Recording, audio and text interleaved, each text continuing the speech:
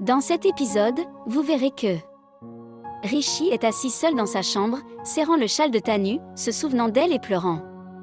Les souvenirs des derniers instants de Tanu envahissent son esprit. Il se souvient de leur conversation et a l'impression que Tanu est venue vers lui. Il l'appelle, mais bientôt il s'assoit et se met à sangloter. Rishi supplie, « S'il te plaît, Tanu, reviens. Je te promets que je ne te dérangerai plus jamais. S'il te plaît, reviens. » Il est profondément attristé et n'est pas sain d'esprit.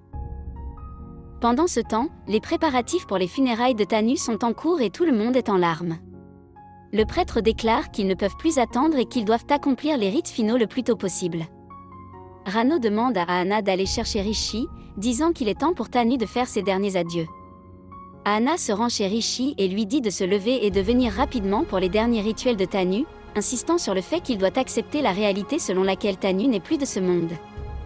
Elle lui dit qu'il ne peut pas vivre sans Tanu.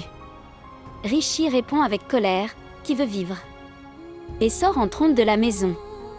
Raj fait remarquer que Rishi n'est pas dans le bon état pour assister aux funérailles de Tanu et qu'ils devront procéder sans lui. Ahana se demande où Rishi aurait pu aller. Rishi, dans un accès de colère, se dirige vers le temple. Là, il interroge Dieu en disant « Je t'ai toujours adoré. Je pensais que tout irait bien. Comment cela a-t-il pu arriver pendant que tu es là-bas ?» Il demande avec émotion comment Dieu a pu permettre que cela se produise. Rishi, submergé d'émotion, continue « Tout le monde dit que vous pouvez tout arranger. Si vous le pouvez, alors s'il vous plaît, ramenez mon Tanu. » À ce moment-là, Mère Smith arrive au temple.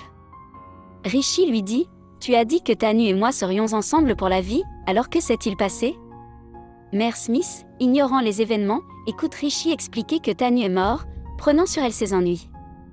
Rishi dit qu'il a essayé désespérément de la réveiller, mais elle les a tous quittés. Il se demande pourquoi Tanu n'a pas ouvert les yeux et exprime sa colère et son chagrin dans le temple, déclarant que tout est terminé aujourd'hui. Mère Smith est également choquée et questionne Dieu. « Je t'ai demandé de garder ce garçon pour cette fille, mais tu as fait du tort à Tanu à la place. Pourquoi as-tu fait ça ?» Rishi devient encore plus émotif, déclarant qu'il n'a plus foi en Dieu. « J'ai tellement prié dans ce temple, mais aucune de mes prières n'a été exaucée, » pleure-t-il.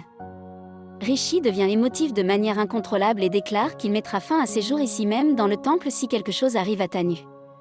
Il commence à tenter de se suicider, mais Mère Smith l'arrête. Elle prie Dieu en suppliant « Rishi va mourir, s'il vous plaît, ne laissez pas cela se produire. Rendez-lui sa vie. Tenez votre promesse et rendez-lui sa vie. » Pendant ce temps, les derniers rites de Tanu sont accomplis. Tout le monde est profondément attristé et pleure. Rano se demande pourquoi Rishi n'est pas encore revenu. À ce moment-là, Rishi revient. Mampri informe Rano que Rishi est arrivé. Rishi rentre à la maison mais n'écoute personne. Rano et Mampri l'appellent, mais il les ignore et se rend dans sa chambre. Il tente à nouveau de se suicider. Ce faisant, les souvenirs de ses promesses envers Tanu lui traversent l'esprit. Soudain, un vent fort souffle et l'âme de Tanu apparaît. Rishi sent quelque chose et se dirige immédiatement vers elle. Il dit à Tanu « Où es-tu allé ? Sais-tu à quel point tu m'as manqué ? Je ne peux pas vivre sans toi. » Tanu répond « C'est pourquoi je suis revenu. » Rishi ne peut pas accepter que Tanu soit mort. D'un autre côté, Rano dit à Mampri que Rishi n'a rien mangé depuis hier, qu'il ne parle à personne ni n'écoute personne. Elle exhorte Mampri à aller parler à Rishi, en espérant qu'il puisse l'écouter. Elle demande à Mampri de dire à Rishi la vérité selon laquelle Tanu est mort et ne reviendra jamais. Rano et Mampri vont tous les deux à Rishi. Tanu demande à Rishi « Veux-tu danser avec moi ?» Rishi devient très heureux. Lui et Tanu commencent à danser ensemble. Rishi a l'impression que Tanu danse vraiment avec lui et est ravi. Il ne sait pas que Tanu n'est plus. Merci d'avoir regardé. Comment avez-vous trouvé cette critique ? Laissez un commentaire ci-dessous.